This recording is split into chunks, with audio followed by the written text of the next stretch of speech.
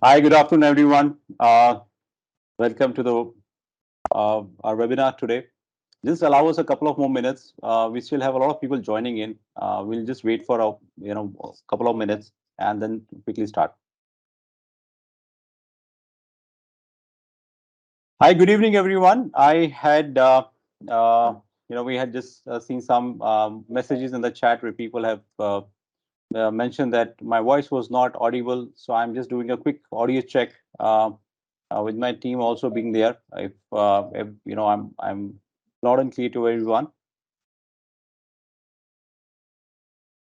All right, and thank you, Kiran. Thanks for confirming. Uh, now, it's sorry 405. Well, there are a lot of people still joining in, but let's get started with our discussion today. I will not take much of a time in introducing Lawrbit to you because most of you are already aware of Lawrbit. You're already using our services and solutions. But for those who have not been using our services, just a very quick introduction about the organization. Lawbit offers SaaS-based risk and regulatory compliance management solutions for enterprises globally, uh, wherein our softwares, which is called known as GCMS Global Compliance Management Solution, it is integrated with the regulatory intelligence for 70 plus countries, and the intelligence at the backend is getting updated on a real time basis. The software is a tool in the hand of the board and the management to control your risk, regulatory risk across all applicable laws in your business, across states, across countries, through a single application, through a single software. It's a SaaS-based software which is currently being used by 200 plus entities globally. We have 1,000 plus locations covered in this software, and as I mentioned earlier, we have 70 plus countries being served, and the very exciting thing about whatever we've achieved today is that till today, from the date we started, we've been able to retain all our clients and keeping them very happy. So we are the only company in this space which has zero client attrition and 100 plus client retentions, and uh, and and these are happy clients who are giving us 42 plus net promoter score, 86% plus happy clients, happy users towards the end of the day. With this quick introduction, I would now want to start with the agenda for our webinar today. Anurag, you're sharing the screen. I think the screen has become smaller. You'll have to possibly see where it went wrong. Uh, we could see you as well as the screen. So it's in a full screen mode. All right. Let me quickly introduce our speakers for the day. Um, we have with us Mr. Sanjay Kesari. He's our key speaker for the day. Just to quickly introduce Mr.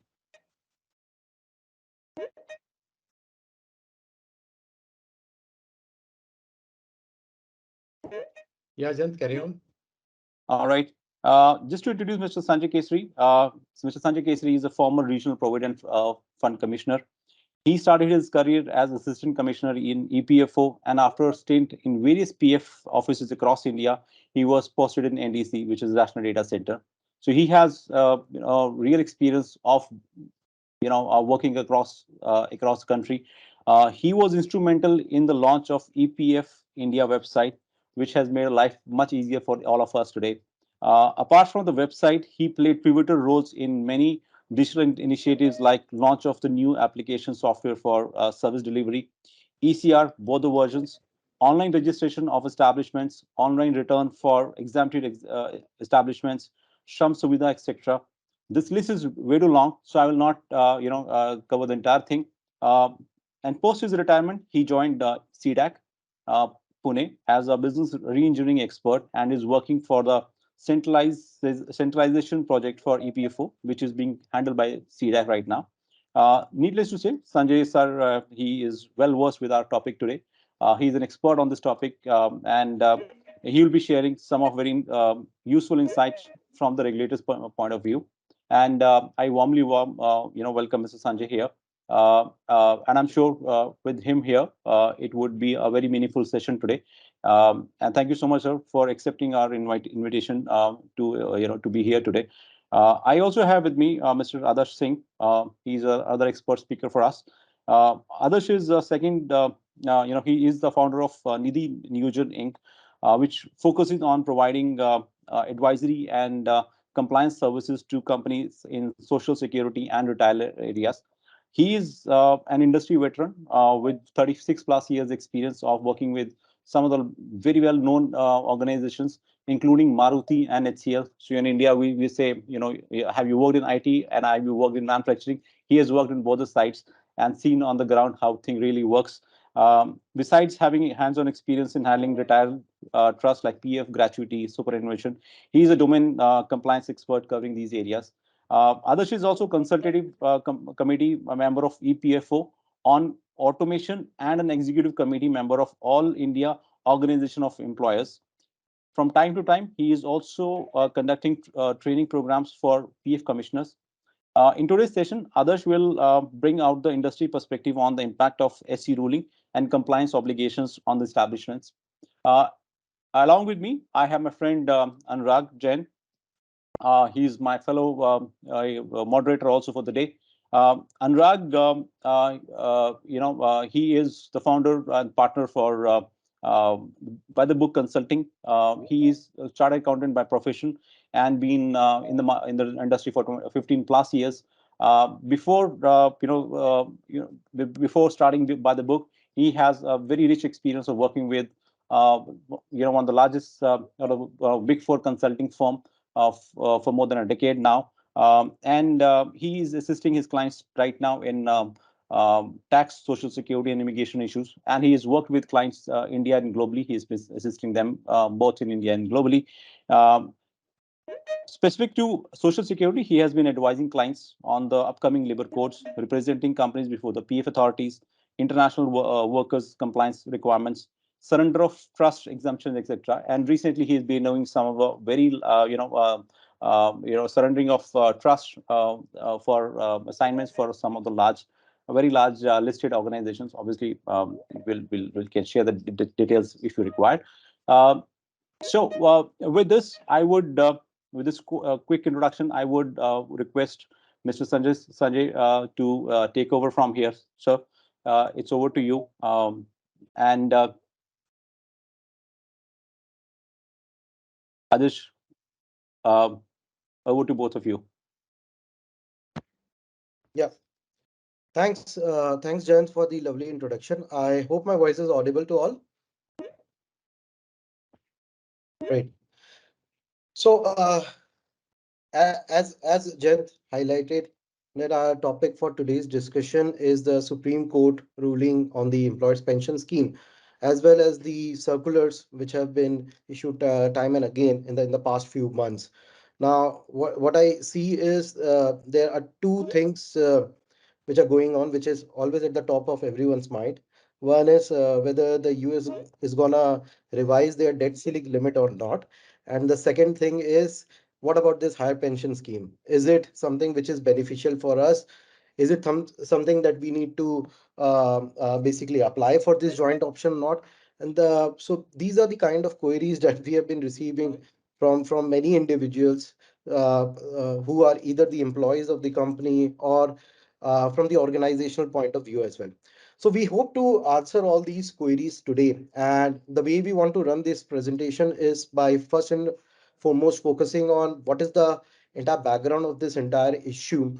What is this SC Supreme Court ruling all about? And then we move on to the higher pension related circulars. What are the next steps that both an employee as well as the employer needs to do? So I have with me Adarsh sir, who is sitting right next to me. So we'll be jointly taking the running through the presentation. At the same time, Sanjay sir is with us, so we will be time and time again asking him to provide his inputs from the regulator's perspective as well. So to start with, just a quick briefer on the Provident Fund legislation. So the Provident Fund legislation, as we know, is regulated by the provisions of the Employees Provident Fund and Miscellaneous Provisions Act.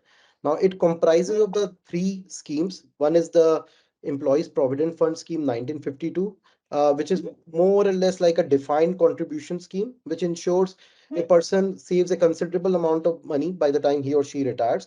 Then the second important scheme is the employees pension scheme, which is nothing but a retirement benefit scheme to provide pensionary benefits to the members, which are basically the employees of the organization, or in the event of their expiry, sort of like survivorship benefits to their family members. Then we have employees deposit linked insurance scheme, which provides for the payment of a assurance benefit upon the death of the member whilst they are in service.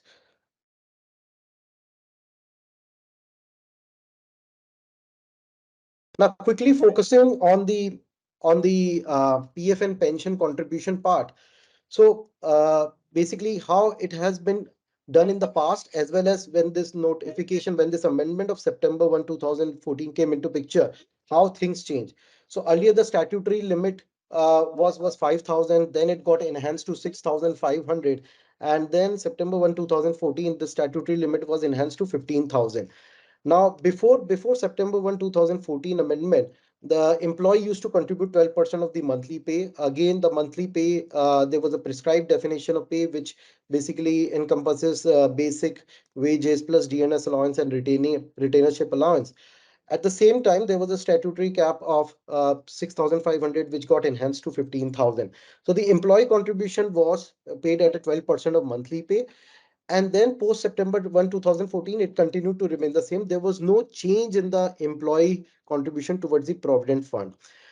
In relation to the employer contribution part, there was a change because earlier it was the pension contribution used to be paid at a rate of 8.33% of the monthly pay. So what the amendment said was that anyone who was earning a monthly pay exceeding 15,000, there was no requirement to divert the employer contribution towards the pension scheme, and the entire amount used to be basically diverted towards the employer's provident fund scheme only. It was only in respect to the people who were covered under the statutory limit of 15,000, wherein there was a requirement for the employer to contribute 8.33% of the monthly pay towards the pension scheme. Similarly, international workers is another category of employees that PF scheme talks about. This all came into picture somewhere in September 2008. And the international workers are primarily, if I talk more so from the foreign national perspective, these are people who are foreign passport holders who come into India, provide services to the Indian establishment, and hence for them, there's a mandatory requirement to contribute towards the Provident Fund scheme unless until these people come from a country with which India has entered into a social security agreement, and they are carrying a valid certificate of coverage. Now, for these category of people, there is no statutory limit of 15,000 which is applicable on them. And so, prior to September 1, 2014, the employer portion of pension was contributed without the cap of 15,000, which was 8.33% of the monthly pay. So, after September 1, 2014 notification, this pension diversion stopped, and the entire portion of the 12% was diverted towards the provident fund scheme. Yeah, I'll just take a minute, to add here. Mm. So if you see the domestic employees definition where, Raj just shared that this amount of pension was restricted to 8.33% of 15K. So basically the discontent or the first legal case in the High Court, Kerala High Court, started from this particular point only. So employees, they approached High Court, they stating in that, see, provident fund and pension. So it is a one single kitty for employee. So it is only the bifurcation which Regional PF Commissioner or the EPFO has done between dividing two things, and they have only fixed upper ceiling of 15K or 5,000 or 6,000. I mean, time to time, whatever the ceiling was there. So they said we want a higher pension. Why this pension is restricted to 15K?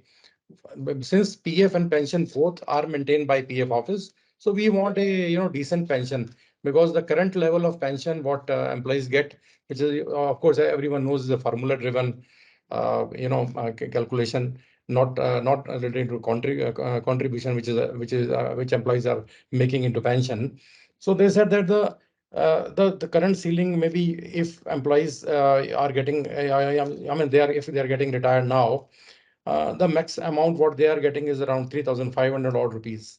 So this is what is the 3,500 odd rupees. We want a decent pension in our kitty. So this is just to add, here that this is the point of discontent, which started, which spilled over to Supreme Court, intervening and coming up with all the justifications.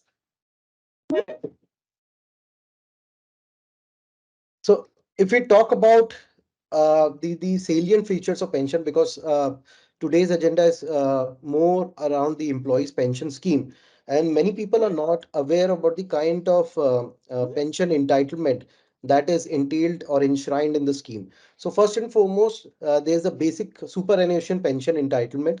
So a person is entitled to a superannuation pension if he or she has rendered a eligible service of 10 years or more and retires on attaining the age of 58 years. Uh, there is a concept of early pension if the person has rendered a eligible service of 10 years or more as well. So this concept of early pension is something that not many people are aware about. So even person who have not yet attained the age of 58 years but are more than 50 years of age, they can basically apply for an early pension, in which case the amount of pension is reduced at the rate of 4% for every year the age falls short of 58 years. Plus, there is another concept of deferred pension as well. So any person who has attained the age of 58, so for them, instead of claiming a superannuation pension, they can go in for a deferred pension as well, in which case the amount of pension will be increased at a rate of 4% for every completed year. But again, this cannot be stretched beyond 60 years of service. Yeah, and this employees have to upfront, when they attain 58 years of age, at that time only they have to intimate PF office that they're opting for a this deferred pension here. Yeah. And the most important thing is that the criteria for the early pension is 50 years of age and 10 years of continued pension contributory service. So this is more important part here. In fact, Adarsh sir, so if we talk about for people who have not yet attained the age or hasn't served the eligible service period of 10 years, so there used to be some concept of commutation of pension. Is it still there or is it something that has been removed from the law? No, it has been removed by the law, but there are chances that they might come up, EPFO might come up with this concept once again. Okay, so for people who are yet to complete the eligible service period of 10 years, who are no longer employed, then there is a concept of a withdrawal benefit, which is typically called as a table D withdrawal. So what happens is whatever is the amount of their average salary into there is a multiplication factor which is applied to arrive at a withdrawal benefit. So that is something that people are something that people can avail wherever they are satisfying those criteria. But the main question is, what is that withdrawal benefit? What is that amount? Is it something which is akin or similar to a provident fund giving a better rate of return, or is it nothing but my principal amount coming back to me? So it's just a principal amount, hardly, just matching the whatsoever amount you have contributed in all those 9.5 years. So Hmm. that amount comes back to you. So Okay. no interest is paid or accrued on the such type of withdrawals. So let us say that if you contribute 15,000 rupees per annum, that is 1,250 per month. So, if someone is not completed 10 years of service, or say practically 9 years and less than 9 years and 6 months, Hmm. in that case, there's only a withdrawal benefit which is available before the employees. Unless and until employees, they want to avail the pension benefit, they do have one option available. So let us say instead of withdrawing this money, they can apply for the scheme certificate from the PF office. So this scheme certificate they may retain, and when they again reinitiate the employment, this scheme certificate, whatsoever service they had put in it into the pension, that will be recognized at that time also. So once Okay. you would apply for a scheme certificate instead of withdrawal, there's our advice to employees that if someone is put in 9 years, less than 10 years of service, and they want to take a sabbatical from service, or they maybe in IT is quite rampant that people go abroad and they again come back after a few years of serving abroad. And till the time they are abroad, they are not contributing to Indian PF. So in that case, they should apply for a scheme certificate, retain the scheme certificate, and then at a later stage, if they again join any Indian establishment or they come back for the same employment, so they can continue. This benefit will be, the pension benefit will be available before that. Yes. Okay. Okay. And for this pension thing, there's a specified definition of family. So one should always keep in mind at the time of filling the nomination form as well. The family for the purpose of pension scheme is spouses, sons and daughters, including legally adopted children. So in case of the expiry of the individual, there is a widower's benefit, which the spouse will be entitled to. At the same time, there is benefits available for the surviving children as well, who have not yet attained the age of 25 years of age. Yeah. So these are the kind of benefits, various benefits that the Employees Pension Scheme 1995 provides. Now, an important piece here is what is exactly the monthly members pension. So there is a specified formula for it, which is pensionable salary into the pensionable service divided by a factor of 70. Now, this 70 is nothing but an actual factor, and one will realize the importance of this factor as we move forward with the Supreme Court ruling issue as well. Now, if we talk about the pensionable salary, it is nothing but average salary in the span of 60 months. Prior to September 1, 2014 amendment, this used to be average salary for the period of 12 months, but then it got stretched to a period of 60 months. Whether this pensionable salary definition would continue to remain the same, that is one more area of interest for many, many people. Pensionable service is nothing but your 10 years of eligible service. At the same time, another important thing one needs to note is that wherever a person has attained the age of 58 years and has rendered 20 years of eligible service, this pensionable service is also added. There's a weightage of 2 years which is added to this formula as well. So this is something that not many people are aware about. Yeah. So just stopping Anurag here for a second. See, most of the employers as well as the employees currently, they are relying on this formula. That is monthly pension, what is the formula which is available on the screen also. That is pensionable salary into pensionable service divided by 70, subject to 60 months average salary. So, just need to, I mean, though we will be covering in the following slides also, but this formula, Supreme Court has given a specific leeway in the judgment that EPFO can change this formula, this 70 formula. This can be changed. The factor will be they might change the factor of 70, as well as the average salary is also depending upon EPFO, whether they decide to keep on continuing this 5 years or 60 months average salary, or they want to change it. So let us let us be very clear on that this formula is definitely going to be changed for the specific employees who opt for higher pension. So this is a take from our side. So I think at this point it would be better to consult and take insights from Sanjay sir as well. Yeah. So Sanjay sir, as others sir was telling, that this formula in all likelihood can undergo change, and that is the kind of question that we are facing from many companies and their employees as well. What is your take? What is the useful nuggets of information that you can share with us? Sir, good afternoon, everyone. I hope I'm audible. Yeah, yes, sir. See, sir, the pension scheme was basically for people who up to wage ceiling. So because there is cross subsidy, in case of death, the money is going to the widow or to the children. Uh, you have beautifully explained the benefits of the scheme. So even in case of disabled child, the pension is paid not up to 25 years; it is up to life. Yes. So the disabled child gets the pension lifelong, and if a person has more than two disabled child, all will get lifelong. So these are the added benefits. But at the same time, when this load has come, because you are going to refund money for last 27 years, and then people will get higher pension. So Supreme Court has permitted that you can change the formula. So now there are two basic factors which can be changed. Of course, EPFO will go for actuarial valuation and see what is the type of load because the money has to come from the fund itself. There's no added fund from government. So what will happen that either the factor of 70 may be changed. In some of the private sector or public sector undertakings, I think it is up to 90. So that may be considered. The challenge which EPFO faces is that while they want to change the formula to sustain the fund, they will not like to reduce the benefits of people having wages up to 50,000, because they are already getting a limited amount, and further reducing it should not happen. So maybe the formula will come. And if you have seen recently, the Social Security Code has been notified for specific sections of the code, the section 15, 16, 143 and 164. So there the chances are that a new pension scheme may also come. So there may be some changes. The second thing which can be changed, for example, when the pension scheme applied to the international workers, the average salary taken for the international worker was not for 5 years, it was for entire service period.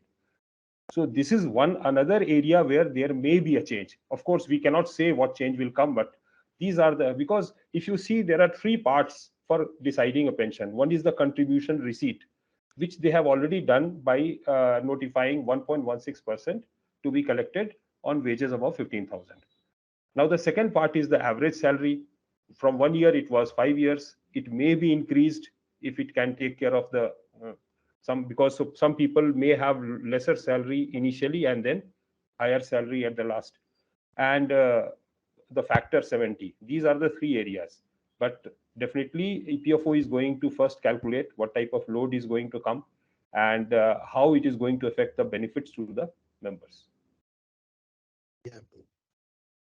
So there is the important point, and I was reading somewhere in media today as well, that around 1.4 million applications, joint applications has been filed by the employees. And the second important factor, I think, I'm sure you must be aware that a couple of senior officials have also quoted that they might come out with this computation methodology once entire applications have been received and they know for sure what is the amount that we are looking at. So that is another important area that one needs to consider. Definitely, that's. I am also thinking that they are waiting for all the applications to come, so they know what is the number.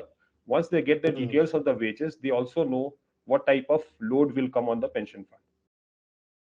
Okay.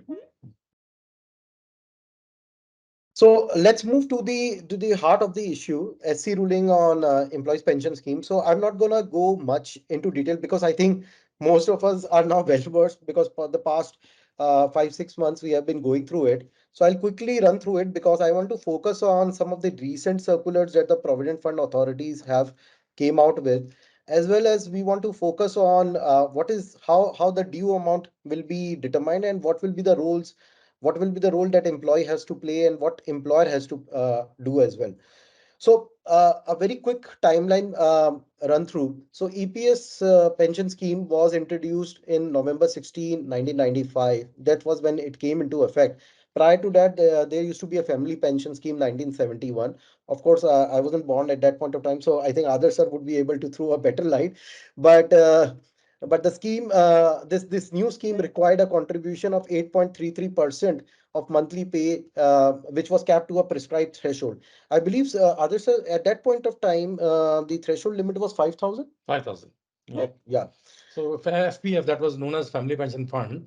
So it was 1.16% of 5,000, which was contributed that time. And post that also, when they came up with the EPS scheme, the FPF got replicated with EPS. So, once the replication came, then they continued to the same 5,000 limit, which was subsequently, I think so around 2001, they had raised to 6,500, and subsequently on September 14, it was revised to 15,000. Okay. So another important thing that one needs to know is that in Provident Fund scheme, there's a para 26.6 which allows a person to contribute more than the threshold limit. So wherever an employee wants to contribute more than the threshold limit of 15,000, there's a joint option request which was available in 26.6. I think in 1995 scheme it was not available, and then subsequently 1996 this higher pension option was introduced by way of a proviso which was added to para 11.3, which gave an option to the an employee and the employer to pay a pension contribution exceeding the threshold limit. Now things started heating up when September 1 2014 notification came into picture. And while that notification was pretty big in that sense, that first and foremost it increased the threshold limit of the provident fund and pension from 6,500 to 15,000. At the same time, it deleted this proviso to 11.3, and then a new para 11 was inserted which said that if anybody who has already exercised the higher pension option under proviso to 11.3, they want to basically keep that ongoing, they will have to exercise a fresh option to continue to contribute pension on a higher salary. And in that particular para, they inserted that there has to be a cutoff date and that fresh option has to be exercised within a period of 6 months. And there was a further extension of 6 months as well. At the same time, one needs to understand that during this period of time only, there were two important changes which was brought about. One was around the fact that 1.16%. So others, before we move to SC ruling part, I think it would be beneficial for our audience to understand what exactly is this 1.16% of the contribution that central government used to make. Yeah, so this is the additional subsidy which central government used to contribute into each pension holder's account. So this is basically up to 15,000. It will still remain to be paid by central government. But now they have made it clear that if anything which is going beyond 15K, so that has to be borne by the employer only. So it goes out from the employer share of contribution, which is contributed. So this 8.33% of 15K, now it increases to 9.49% of the residue amount of the higher pension. So let us say if up to 15K, the contribution of government remains at 1.16, but beyond that, so let us say, for example, if someone is drawing a basic of a lakh of a rupee. So up till 15,000, 1.16 will be borne by central government. And for 85,000, this has to go from the employer's share of pension contribution. Right. To the pension fund. And another important change which was brought about during this time was around the formula for calculation of the pensionable salary. So the earlier, as I was telling earlier, was that the pensionable salary used to be calculated at an average salary of 12 months. So that got stretched to average salary of 60 months. And because of all these changes, there was multiple writ petitions which were filed by the employee. And they said they tried to say that the September 2014 circular has no constitutional validity and so on and so forth. So all these cases were then compiled, and then on November 4, 2022, Supreme Court provided clarity on the various aspects of the higher pension. We'll quickly touch upon those aspects as well. But just to give you a sort of like a summarized picture, post the ruling, there have been a plethora of EPFO circulars which they have brought about in order to implement the Supreme Court ruling. At the same time, there was discussions around the 26.6 aspect as well, wherein EPFO was insisting that whomsoever wants to exercise the higher option, they have to submit the copies of the option that they would have exercised in the para 26.6. So now that has all been also been relaxed by the Kerala High Court interim order, wherein they have directed the EPFO officials to not request for this joint option request under para 26.6. Okay, so just a quick summary on the employee SC ruling. So there were like a couple of things which were adjudicated in this ruling. The first and foremost was, as Adarsh was telling, about the 1.16% of the contribution, additional contribution towards the pension scheme. So Supreme Court had struck that down and told that the requirement for the employees to contribute additional contribute to 1.16% is ultra wires, and therefore they asked the EPFO to reconsider this. They gave timelines of around 6 months. So of course now EPFO has came out with the relevant circulars and have in fact carried out changes in the upcoming or would I say in the already legislation, the Social Security Code. So they've already made some changes there, and they have made some retrospective changes there. So we'll talk about those changes as well. The second important factor was, and this is something that was a sort of like relaxation for EPFO as well, was the computation methodology for the calculation of pension, wherein they said that the EPFO has the power to decide the formula for working out the pensionable salary. And so they said that if the pensionable salary is stretched from 12 months to 60 months, EPFO is well within their powers to work out those calculations. So how this particular aspect will be interpreted by EPFO and how they will try to basically juggle around this entire thing is something that of course we'll have to see. And as Sanjay sir was telling, that this is something that they are EPFO are also keenly looking at, depending upon the kind of request that they would receive. The third important was allowing certain section of employees to file the joint option request. So rather than going and basically focusing on this table, I would bring your focus to this particular aspect, which would bring a clear picture as to who are the eligible employees and who are the non-eligible employees. Eligible employees belongs to two categories. These are employees who retired prior to September 1, 2014 and had exercised the joint option under pre-amended para 11.3. This is the first category of people who can exercise the option for higher pension. The second category is for people who were members prior to September 1, 2014 and are still members on till today and were not able to exercise the joint option under this para 11.3. So these are the two category of people for whom Supreme Court said they are entitled to exercise the joint option. I would say out of these two categories, the second category belongs to a larger group. The first category belongs to people who have already retired prior to September 1, 2014. So for them, there is only a validation option which is applicable.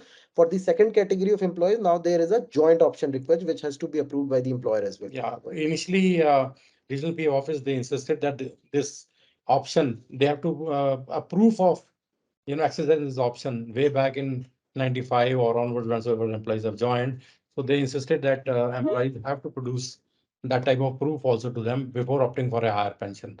But I think so hardly there were anyone who had this information handy. Yeah. And if we quickly focus on the non-eligible employees, these are employees who were contributing towards EPFS up to a wage ceiling limit, which was 5,000, 6,500, and 15,000 at different points of time. Second category for employees who became members of PF on or after September 1, 2014. These are primarily new joiners who joined the organization or a covered establishment post September 1, 2014. So for them, this higher pension scheme is not available. Pension is not available. Yeah, pension is not at all available, right? So employees who retired and exited from membership prior to September 1, 2014 and who hadn't exercised the joint option. Again, these are not the category of people who will be entitled for this higher pension. And the last category belongs to people who were contributing towards EPS on a higher pension. And this is a surprising addition based on the interpretation we gathered from the Supreme Court ruling as well as the EPFO circulars, that people who had exercised the option under para 11.3 but failed to submit the joint declaration under para 11.4 within the prescribed timelines. So these category of employees will also not be eligible for higher pension scheme. Yeah, yeah. Sir, you want to add something here? No, it's okay. For those who had already contributed on higher wages till September 2014, the Supreme Court interpreted that they were aware of 11.3, so they were aware of 11.4 also. So after that, they did not opt for 11.4. There are all types of employees. There are some people who continue to pay on higher wages at 8.33 but never paid 1.16. And there were some who paid at 1.16 but did not give any option, joint declaration. So that has to be examined. But definitely people who have not contributed 1.16%. The Supreme Court found that they were aware of 11.3, so they cannot say we were not aware of 11.4. So that timeline has I would not rather been say able ignorance is better approach as compared to being knowledgeable person. By exercising 11.3 and not exercising 11.4, these category of people are getting penalized. But people who were ignorant and were not even aware about the cutoff date, they didn't even exercise the option of 11.3, they are getting a benefit. So I mean, this is the kind of feedback that we are receiving from Industry. employees in industry. One of the issues that was raised in the court was that in 1996 March, when this amendment came, 11.3, publicity was not there. So much publicity was not there. Was one of the grounds. Hmm. Right. So now coming to all the different circulars which have been issued by EPFO till date, and these are quite a good number of circulars. So uh, because of the paucity of time, we will also focus, and we want to focus on the good number of questions also that we are receiving. So and because Sanjay sir is here, we want to hear more from him about and gather more insights from him. So we'll quickly focus on the EPFO circular. So the first circular came in December 29, exactly a month or so after the Supreme Court ruling, in which it was directed that the people, employees who had basically contributed under para 26(6), who had retired prior to September 1, 2014, and were paying provident fund contribution exceeding the wage ceiling. So for them, the validation option is there, and this option was something that was covered in this circular. The second important what circular was for people who had retired prior to September 1, 2014, but were drawing higher pension in spite of the fact that they didn't exercise the option under 11.3. And so there was, I think, a couple of background to it. There were a couple of case rulings basis the benefit the employees took, and they were able to withdraw higher pension. So for that category of people, January 25, 2023 notification said that these people would have to pay back the higher pension that they would have received from the government. And because of the sensitivity around this entire thing, the circular also mentioned that no such recovery cases is initiated before going to the Supreme Court, wherever these cases were earlier adjudicated, and telling them of the new ruling, and then again getting a favorable order from them. So I think we have seen practically those cases happening, others. So what is your take on it? Yeah, definitely, sir. Because I do have practical, cases like that. Few of our clients had approached us here that the individual employees who were getting higher pension, they got a notice from PF office to refund this money. And what they did was that they restricted the pension to the original formula which we showed, previously. So there, and then the recovery of pension has also started as of today. This is the status of it. So, Sanjay sir, is there a likelihood that these employees can approach or might have already approached, not to our knowledge, that they might have approached the courts They have and approached. yeah. They have approached the court. Actually, this action started when the Supreme Court decided that people Mm, who retired before 1914, until they had given an option under 11.3, are not eligible. So earlier, what happened when the R.C. Gupta case came in 2017, there was an interpretation that all those who had paid on higher wages can now opt. So people submitted their application and different offices treated them accordingly. There were local high court orders also in certain cases, particularly in some of the states, so many court orders were there. So these pensions were revised. But then now with the Supreme Court judgment, they are taking this action, and definitely some of the members will approach the court again to reverse this. Yeah, But it will depend upon the outcome of the yeah. case. correct. Yeah.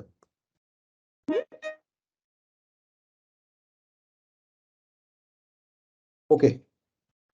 So coming to the February 2023 circular, so this was the circular which many people were following upon, and this basically covered employees who are continue to be the member after 1st September 2014, were not able to exercise the joint option, and so the circular mentioned that they will be given an option and there will be an online link which will get activated. So just for the clarity for the entire audience, so Supreme Court ruling gave the timeline of March 3rd 2023 for the employees to exercise the joint option. This was extended till May 3rd, 2023, and this has now been further extended to June 26, 2023. So, a good amount of time has been accorded to the employees to file the joint option request. If we come down straight away to April 23rd circular, so that circular basically said that what are the criterias on which the field office will be analyzing the joint option request. The first and foremost is because the flow of the information would work somewhat like this, that the joint option request will be filed by the employee, and then that information will flow to the employer's portal, by which they will be approving that joint option request. And once that is approved, then the information will flow to the PF office level.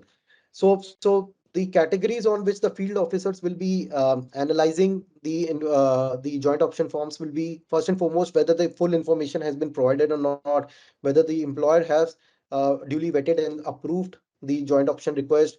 The second category is for those people who have where the employer organization has not yet approved, and the third is where it has been approved, but the complete information has not been provided either by the employer or the employer. So in each of these cases, whatever is the gaps, whatever is the mismatch, the PF office will get back to the employee as well as the employer and ask them to furnish the information. The timelines that they will provide would be typically 1 month. And once all the information, all the data is furnished, then the orders will be passed by the at a higher level of APFC, RPFC2, and RPFC1. Now, as I was telling you earlier, May 3rd was the timeline, earlier set timeline, so it got extended. At the same time, the government came with a clarity on what will happen to 1.16% based on the Supreme Court ruling. And this time, what they did was, surprisingly, they brought into picture the Social Security Code. So, just to give a very broad picture to our audience, Social Security Code is part of the Labor Code. So, there are four codes which have come into picture, which will be subsuming the different labor legislations.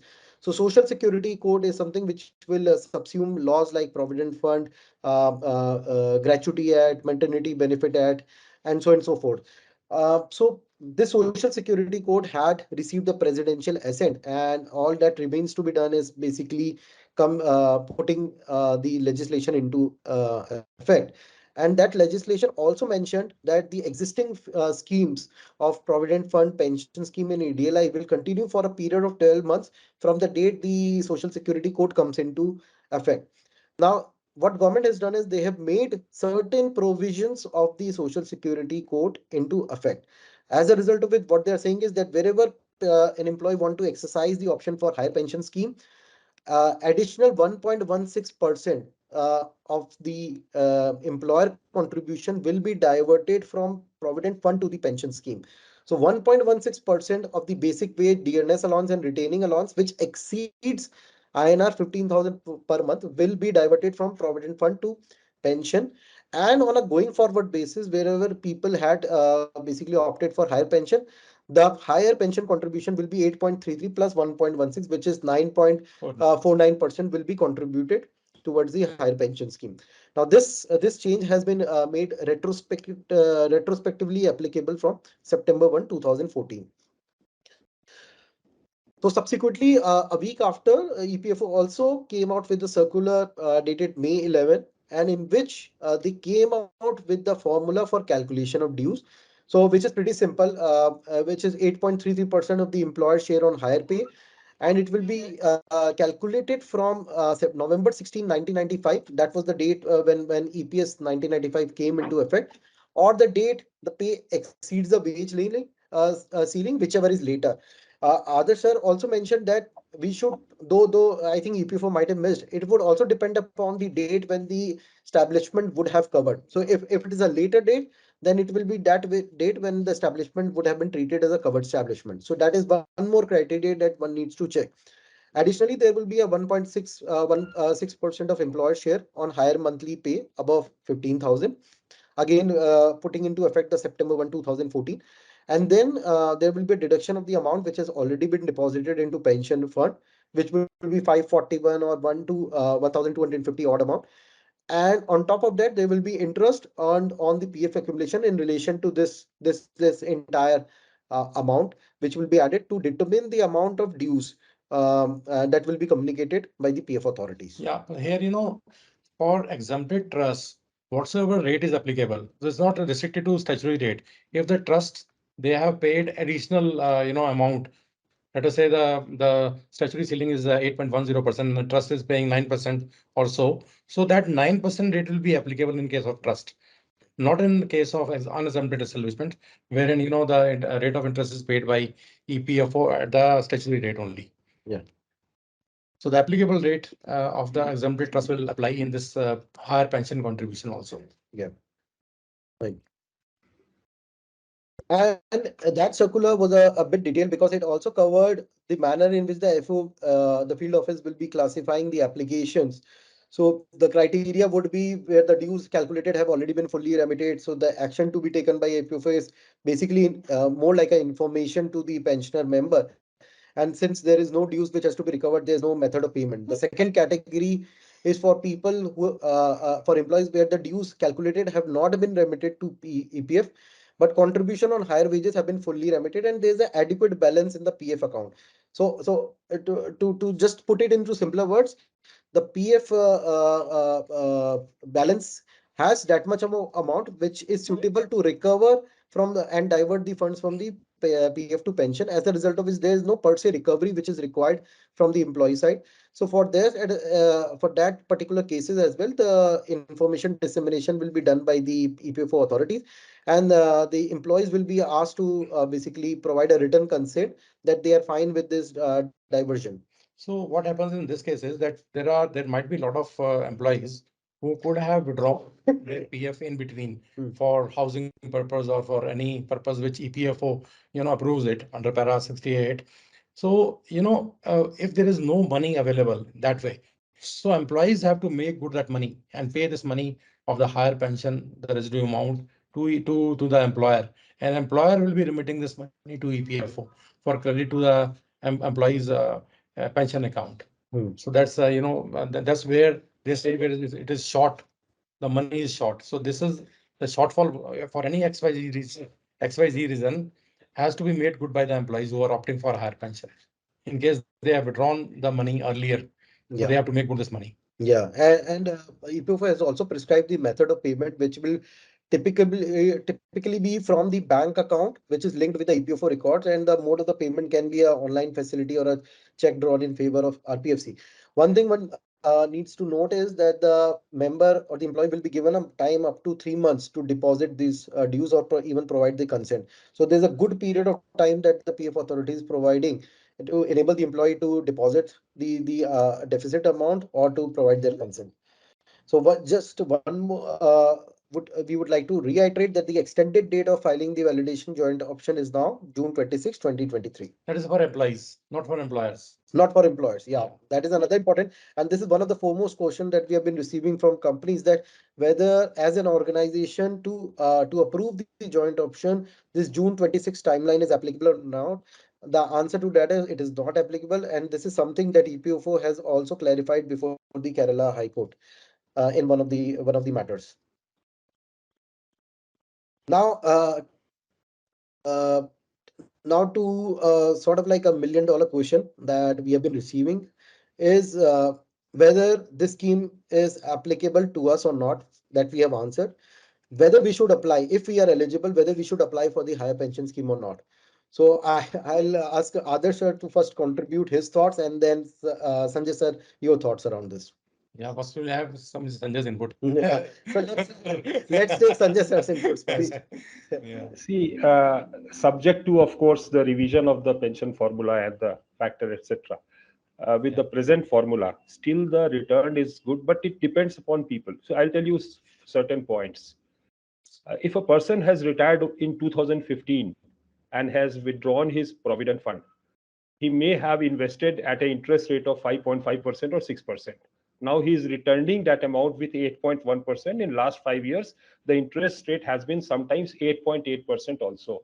So that is the additional load he is taking on that money. Secondly, pension is a taxable thing. So if he gets arrear of pension for 8 years, the entire amount becomes taxable, because under section 89(1), the drawing disbursing officer doesn't have power to give any relaxation. He has to claim before the income tax officer. So first he has to pay the tax. TDS will be deducted from the arrears also, while the amount you refund will not get any benefit. So this is one of the calculations one has to make, that if my pension is above 12 lakhs or above 15 lakhs per annum, or more than 7 lakh 50,000, then some amount of tax is also going to be deducted. The second thing is, again, like the present pension, once the pension is fixed, there is no constitution, no concept of any dearness allowance or something.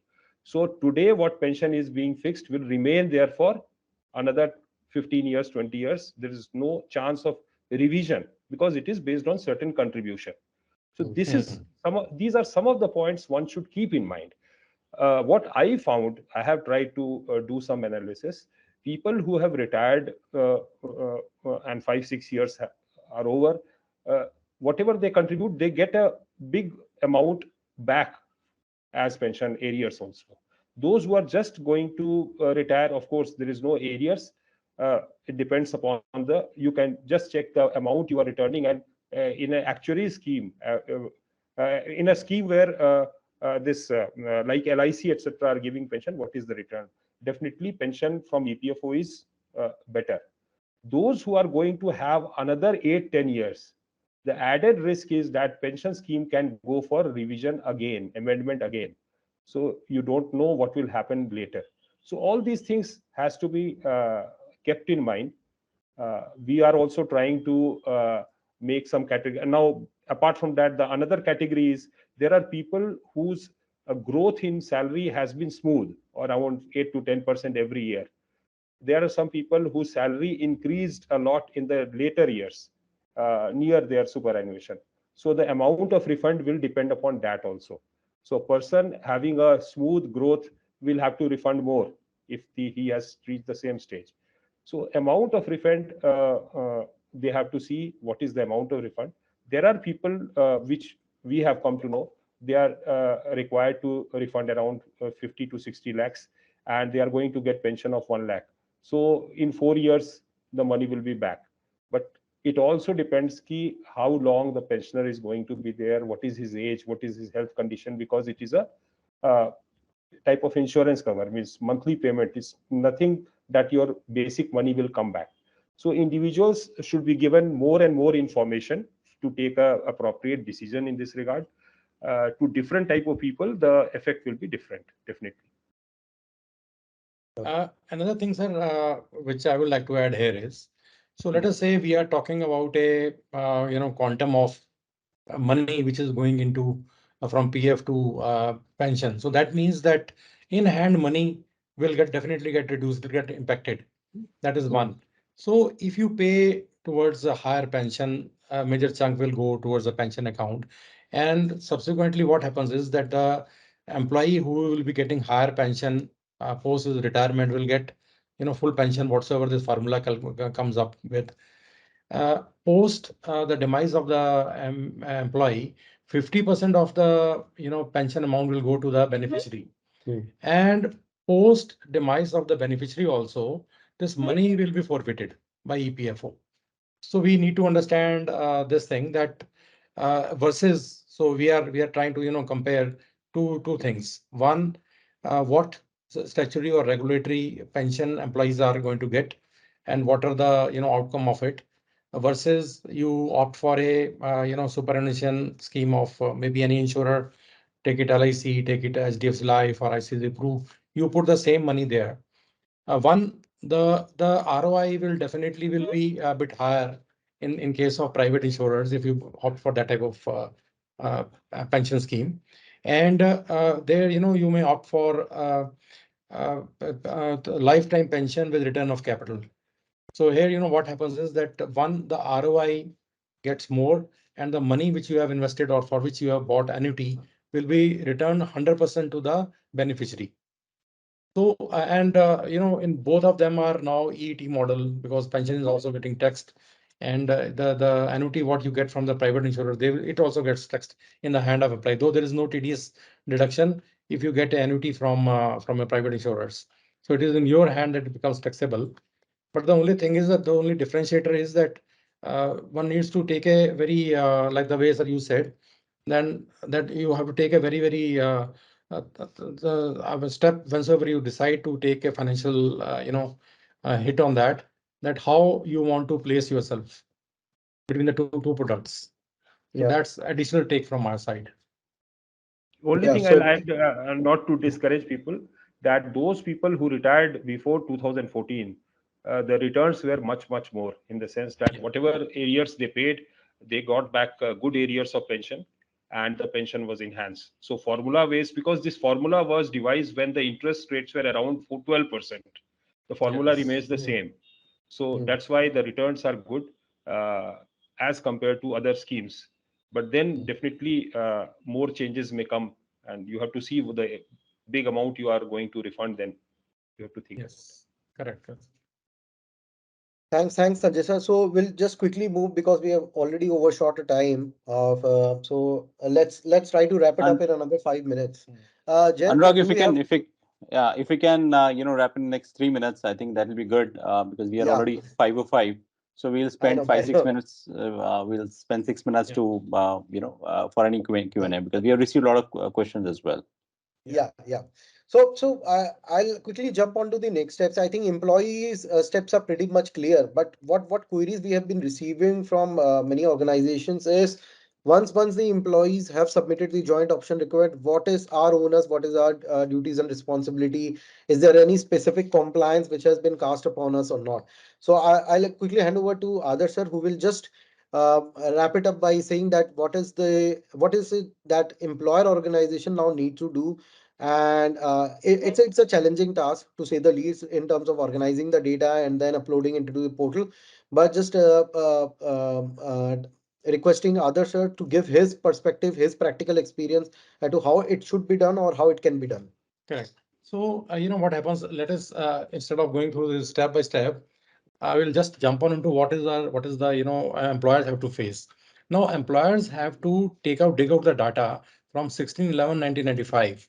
And this data is basically the basic pay plus DA. They have to, calculate from 16/11/1995 till the latest date. Basis that only this 3A form will be generated, and the format we were having few queries that what will be the format of this information. So for unexempted establishment, the format is equal, just similar to 3A. For the exempted trust, the format is similar to 7PS form only. The only thing is that there are few additions which go into it. One is the basic pay, which is a new addition into that. Basis that this 8.33 plus 9.49% will be calculated, and then the interest, whatsoever the interest is there, that has to be calculated, plus minus whatsoever the previous amount was paid. This is that only the calculation will come. But the only what I could see is that in the EPFO portal itself, there is a calculator being released by EPFO. This calculator is Excel based calculator only.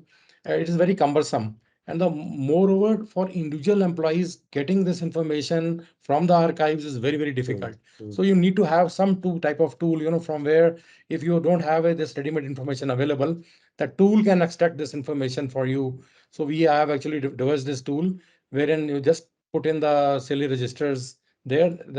Let us say in your organization, if thousands of people have applied for that, this tool will itself will calculate, for all the 1,000 employees, month-on-month information, extract it, make it in Excel, convert it into a text file. With the text file, you can straight away upload into EPFO portal. So this is a very cumbersome job. If you try to port month-on-month data, then there are quite chances that the error might happen. Ultimately, EPFO is going to validate this data. So you should also have a source from which source you have extracted this information. That should also be stored at your end. So as tomorrow, if this cross validation is done by EPFO, which they 100% will be doing it, mm. so you should have a source of the data also available from where you have extracted this particular information. So that is a basically daunting task for employers currently, what we could foresee in this whole gambit.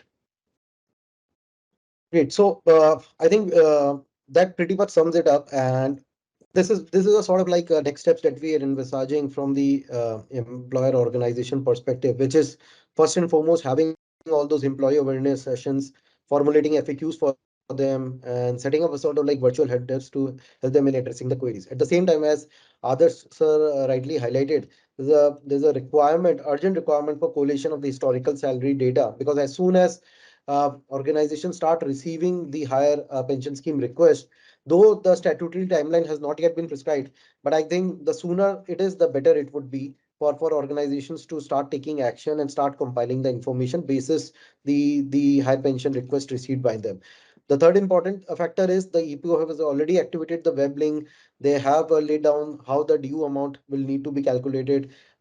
In fact, as Adarsh sir was telling earlier, there's a calculator also which is there in the employees portal. We don't know about the authenticity, or rather I wouldn't say authenticity but correctness of that calculator, but because it is coming from EPFO, it would have been Got it. vetted. So, and the third and the important factor, as we all are eagerly awaiting for, is how much pension a person would be entitled to, what will be the formula around it. So to sum it up, these are the different facets of the higher pension scheme. Whenever you're exercising it from the employee perspective, make an informed decision, consult with your financial advisor as to which is more beneficial, continuing with the status quo or going for a high pension scheme, or even thinking about the national pension scheme as well. From the employer side, what is the compliance requirements on them, and whether there is some automation that can be done to make our lives easier.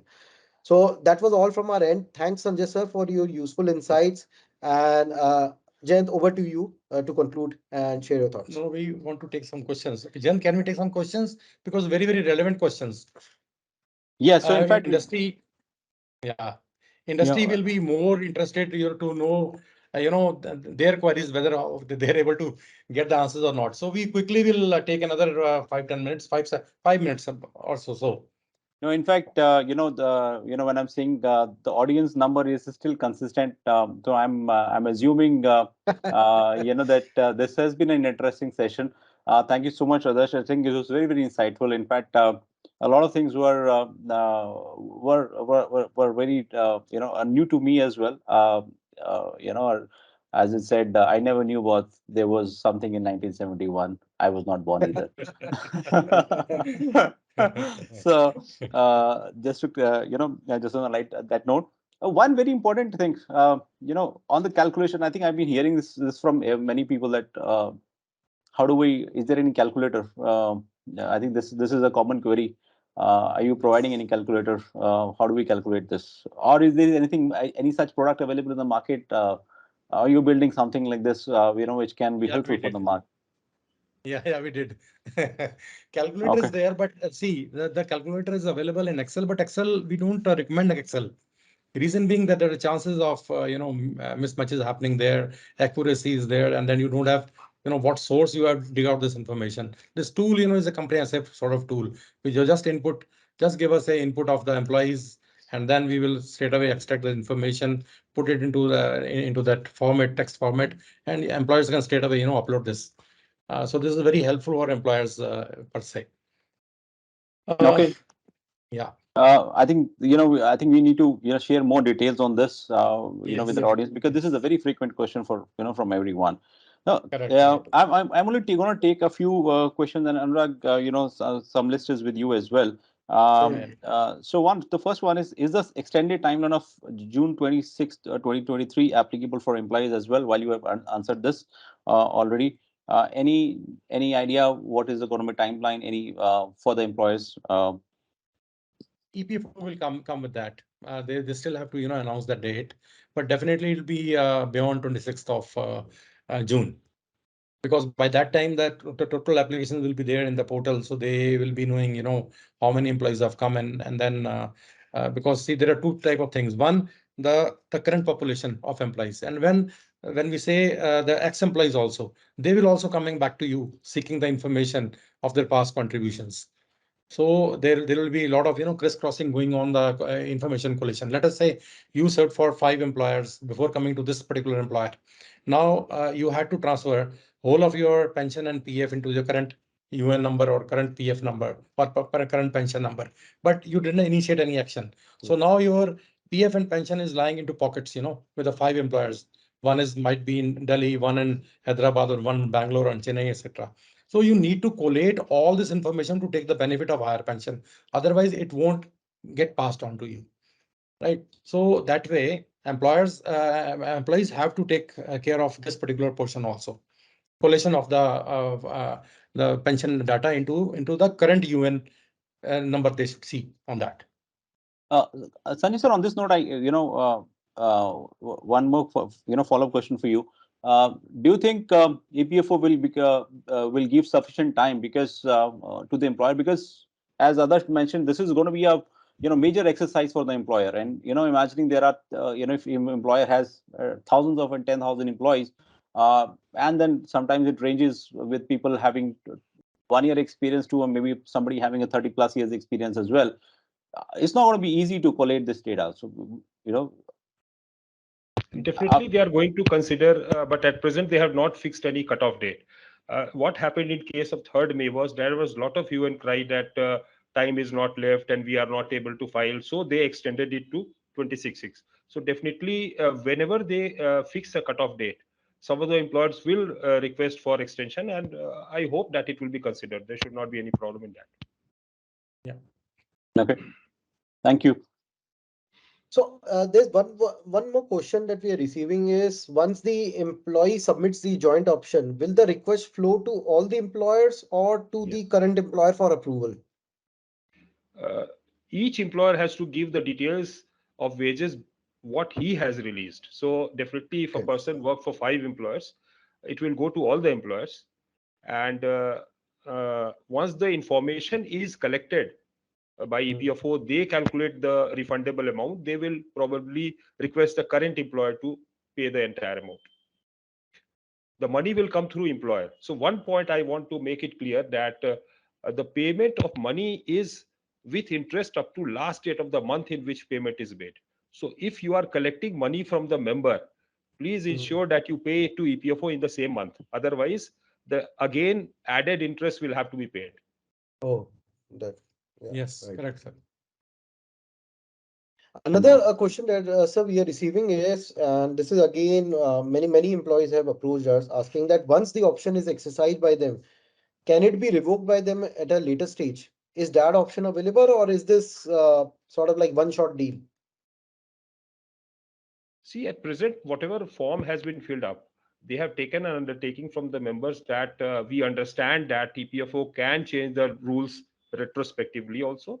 And secondly, that I give undertaking to pay or to allow my employer or EPFO to divert the amount.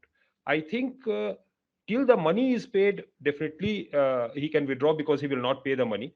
But after payment, at present, I cannot say. Definitely, if some people approach, EPFO will take a decision. Okay. But then payment is one of the criteria. So till payment, definitely there is an option. Yeah. So sir, in nutshell, the option which employees are giving now, that can be withdrawn or that can be revoked till the time the final calculation comes from EPFO that what type of pension they are going to get post this calculation of the whole money which is payable. Yeah. And logically, if the formula changes and you have already decided I have to pay 30 lakhs and then formula changes, definitely one can decide that now it is not beneficial for me. So Yes. so So that can payment is one of, at least still payment he will not pay further. So then he can stop. So this first step, this first step of joint application can be withdrawn till the time EPFO comes up with the final calculation of the formula of the new pension, high pension formula. In the system, it is not there because he has Yes. already filed an application. But then Yeah. if a demand comes and he finds that I am not ready now, so he will not pay and just send a letter to I am not interested. Yes, correct. He should And communicate. another thing, interesting thing was that the demand comes. Correct. Yes. So here the demand will be coming from EPFO. That this is the money Yes, which is that is required to be paid.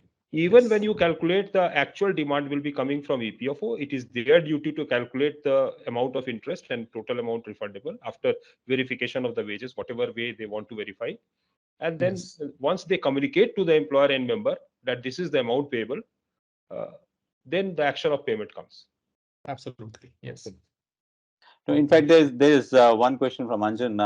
In fact, that was on my mind as well. So, what happens if because the application is going for all the past employees? What if for my past company employer has the organization has been shut down, has been closed?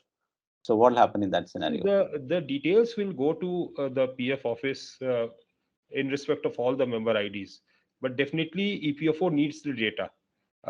Even when the data from 2009-10 is available in digital format, uh, so many employers are aware that while filing the ECR or the return, whenever a member has got arrears from back period, people have generally added the arrears in the current wage month. So the wage Mhm. month wages need to be certified again by the employer. But so many cases you'll find that person's wages are 50,000. In 1 month it has become 2 lakhs. Then again it has become 55,000. So arrears have been wrongly added with the current month wages. So even when the data is available with EPFO, there is a need that the employer should give the data. I think you answered two questions with this. Thank you. This was because this was my follow-up question also. Um, uh, I think I whether think we have yeah. covered most of them. So yeah. Thank you And so much. Yeah, Anurag, you were saying something. no, No. that's all from my side. I was just looking at whether there's any more that we can answer, but I'm seeing that there are a lot more queries. So we'll try to address them at a later stage. Yeah. So, as a next step, maybe I would, uh, Rajesh, I think you're raising hands, but I think we'll have to wind up. We have already overshot the time by Overshot by by 20 minutes. 21, Yeah. 21 minutes. Um, Mm. thank you so much. And you know what, as a follow-up of this session, what we would also try and do is, Anurag, and I'm committing everyone on, on joint behalf, and Sanjay sir will need your help as well. Yeah. We will jot down these queries, and we will try and come up with a with an FAQ document, which we would send across to all of them who have attended. Let's try and see if how soon we can come up with this document. I think that will be very handy because a Yeah. lot of things which got discussed today, and a lot of queries are already there, and there are many of them are very genuine ones. And let's try and circulate this. And we what we'll also do is we've recorded this session. We'll keep a recording of this session also on our portals and the YouTube's, and the links can be shared with everyone. My request to everyone is, if you have, if you're here, you have not been part of our regulatory update mailer, which comes on every Monday morning. Please go onto our website, lawrbit.com, www.lawrbit.com. There's an option to subscribe for our regulatory update mailers. Please go and subscribe for that. Many follow-up discussions would happen on this topic. Maybe more, some articles and some FAQs you'll keep getting from us on on the same. And in case, Anurag, if you could go on the last slide. um, in case you have any further queries, feel free to write to Anurag or to myself.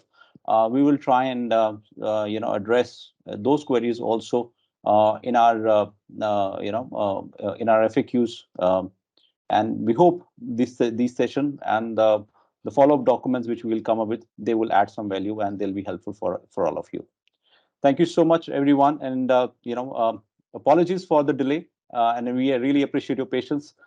Thank you, Sanjay sir. It was really a very helpful session. Yeah, Adarsh, it was nice to have you here today. I think this is quite an interesting chat, and for some time I actually felt when you were talking and that I'm not a moderator. I'm on the listening side. So thank you to us, and we look forward to for more sessions. Because I think this is a subject which is gaining a lot of traction. I think there's a lot more which will change over coming months, and we should do some more follow-up sessions if required. Yeah. Thank you so Thanks, much. everyone. Thank you, Thanks. everyone. Thank you, everyone. Thank you. Thanks, Thank guys. you. Bye. Have a good day. Thank you. Right.